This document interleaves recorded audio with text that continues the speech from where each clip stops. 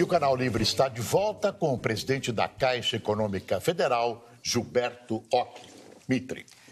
Presidente, o país inteiro, principalmente os empresários, aqueles que investem, estão esperando aí com grande expectativa a aprovação das reformas do Congresso. Temos aí o teto de gastos, que deve ser aprovado rapidamente. Depois vem aí a reforma da Previdência, que é um belo desafio, e a reforma trabalhista ficou no horizonte um pouquinho mais distante. Esse é um fator fundamental para garantir a confiança, que é um aspecto mais do que determinante no investimento. Como é que o senhor está avaliando isso? O governo parece que acumulou muita matéria difícil ao mesmo tempo e agora está equacionando. Não é? O senhor está otimista, por exemplo, com o teto de gastos? Se aprovar o teto de gastos, o senhor acha que já há uma reação positiva no mercado? Olha, Mitre, as três ações, elas são fundamentais nesse momento. Acho que a mais impactante delas é a reforma da Previdência, não há dúvida. Ela impacta tanto o Tesouro, como impacta também a opinião pública. Eu ontem estava até conversando com uma pessoa do Palácio do Planalto e até dei uma sugestão de que seria importante que todos nós que fazemos parte do governo, que nós sejamos orientados até sobre as medidas. Porque você hoje me faz uma pergunta que eu acho que é fundamental, essas três ações. Acho que a questão do teto de gastos, ela é importante para estabelecer um determinado limite, até superior, nesse momento, à lei de responsabilidade fiscal. Então, nós temos que fazer isso. Nós não temos volume de recursos para que possamos fazer um apoio, um financiamento a um estado ou a um município para que ele possa usar isso como investimento ou como custeio. Então, isso não existe. Então, é necessário arrecadação baixa, às vezes caindo, julho subiu, agosto já teve uma redução. Então, teto é a primeira delas. Eu acho que deveria valer para todos os setores. E a que está mais próxima de ser aprovada, está mais ao alcance da mão, digamos assim. Perfeito. E está muito... Eu acredito que ela é muito bem recebida. Ela é importante, todos nós. Devemos fazer as nossas economias.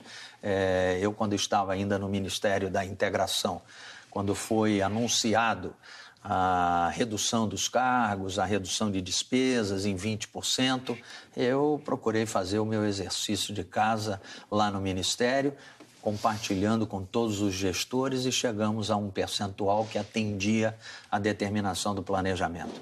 Na Caixa, nós estamos trabalhando dessa mesma maneira. Vamos reduzir os nossos custos, você tem custo de hora extra, você tem eficiência energética que você pode melhorar, você tem uma série de outras despesas que você possa estar focando, uma centralização de unidades para você reduzir o custo do seu aluguel, suas despesas imobiliárias. Então, tudo isso daí é um dever de casa de cada um de nós. Nós fazemos isso em casa, nós fazemos isso no trabalho e temos que fazer isso no governo de uma maneira geral. Reforma da Previdência é um assunto que há anos nós falamos e nunca encaramos. Agora vai ficando cada vez mais grave.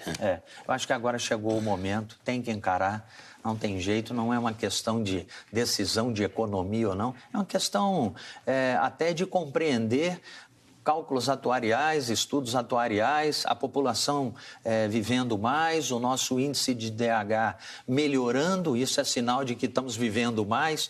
Se estamos vivendo mais, é necessário que a gente também reveja aquilo que vai garantir a nossa aposentadoria. Essa conta não fecha, é muito simples, às vezes faço essas contas nas minhas conversas, nos meus diálogos.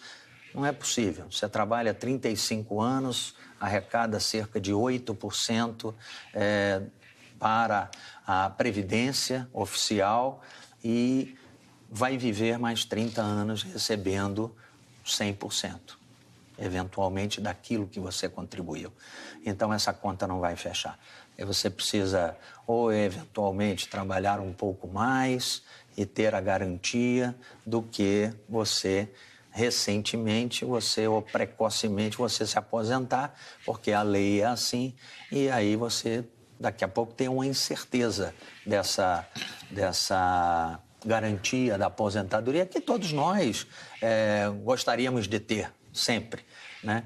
E com relação à reforma trabalhista, eu acho que é uma questão mais de liberalidade nas negociações. O próprio presidente do TST tem dito isso, falou isso recentemente. E o Supremo, né, deu uma decisão também nesse sentido para uma fábrica específica, que foi um caminho interessante. Então, quando você olha, num primeiro momento de crise, aqui citando, por exemplo, a indústria automobilística, a primeira coisa que se faz, férias coletivas, redução da carga de trabalho, redução de salário, de alguma forma, aí você faz um negócio desse para você enfrentar a crise, mas manter o emprego. Acho que o grande objetivo é dar segurança às negociações, mas para manter o emprego. Ninguém quer que haja desemprego. Desemprego talvez seja a pior das consequências que se levam a um ser humano. É a falta de emprego, é a falta da dignidade, a falta de olhar para dentro de casa e não ter uma renda garantida para você levar para dentro de casa, sustentar sua família, pagar seu aluguel, suas despesas, viver dignamente. Muito mais o emprego do que a própria moradia, né? Com o emprego você garante a moradia, sem o emprego você não garante nem a sua sobrevivência. Então acho que essas medidas são fundamentais. Presidente, o Fundo de Garantia por Tempo de Serviço fez 50 anos agora no dia 13 e foi retomada uma cobrança já de muito tempo de um setor da sociedade por uma melhor remuneração do Fundo de Garantia. O Fundo de Garantia, uma melhor remuneração do fundo, inviabilizaria a utilização do FGTS para todas essas possibilidades que o senhor já enumerou aqui no programa hoje? Não, eu acho que não inviabiliza. Eu acho que aumenta o preço. Eu acho que é muito simples essa conta.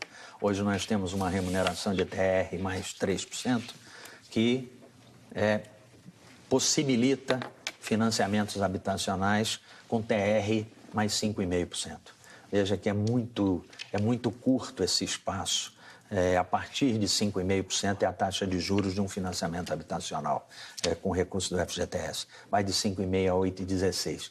Então, para quem assume risco, operação de longo prazo, paga o risco ao FGTS, paga a administração, o dinheiro custa 5%. E você empresta numa média de 6,5%. Então, eu acho que não inviabiliza. Até com o Ministério do Trabalho tem falado isso, com a Fazenda tem falado isso. Acho que temos alguns caminhos a percorrer. Primeiro, precisamos ter uma taxa de juros compatível. Nós estamos falando isso porque a taxa está em 14%. Nós vamos falar isso da poupança, que é 6%, é o dobro do FGTS, porque a taxa, estamos perdendo dinheiro na poupança porque a Selic está alta. Então, na hora que a Selic baixar, a poupança começa a se tornar competitiva, tem isenção de imposto de renda. Então, para mim, não dá para misturar esse aumento agora. Poderemos até segregar. Mantemos isso, ativo e passivo, porque eu tenho um outro componente aqui, que é o equilíbrio dessas operações. Isso eu não posso descasar. E crio aqui, talvez, uma taxa de juros 4,5%, 5% por FGTS e tenho como consequência um aumento da taxa de juros da habitação lá na outra ponta. Dá para fazer isso? Acho que dá, não tem problema nenhum e vamos continuar. Presidente, a Caixa está fazendo uma revisão de alguns contratos, de algumas parcerias com empresas que estão sob suspeita, estão sendo investigadas. O senhor tem já algum resultado disso e tal? Está avançando bem? Olha, Mitri, quando eu cheguei em junho, eu pedi imediatamente que houvesse a criação de um grupo de trabalho que fosse avaliar todas as operações, não só com as empresas citadas na Lava Jato, mas todas as operações de grande porte na Caixa. Primeiro, para a gente conhecer, segundo, para ver se tem alguma alguma irregularidade ou alguma falha ou uma necessidade de melhoria de controle da gestão da Caixa Econômica. E, por um outro lado, você também olhar o mercado, ver o que pode acontecer, se prevenir para uma eventual inadimplência. Então, você sentar para construir essa visão de uma maneira geral. Mas nos estudos preliminares, nós não encontramos irregularidade nas operações. Todas elas têm garantia, todas elas só foram feitas dentro de alguns comitês que deliberam pela aprovação da operação. Então, não percebemos isso. As notícias que nós temos de eventual desvio de comportamento dentro da Caixa, de um ex-vice-presidente da Caixa, ela é muito mais fora da Caixa do que a existência de um esquema dentro da Caixa ou alguma estrutura que deliberadamente estava fazendo algumas operações sem segurança e colocando em risco o resultado da Caixa. O Canal Livre vai para o seu último intervalo. Voltamos daqui a pouco.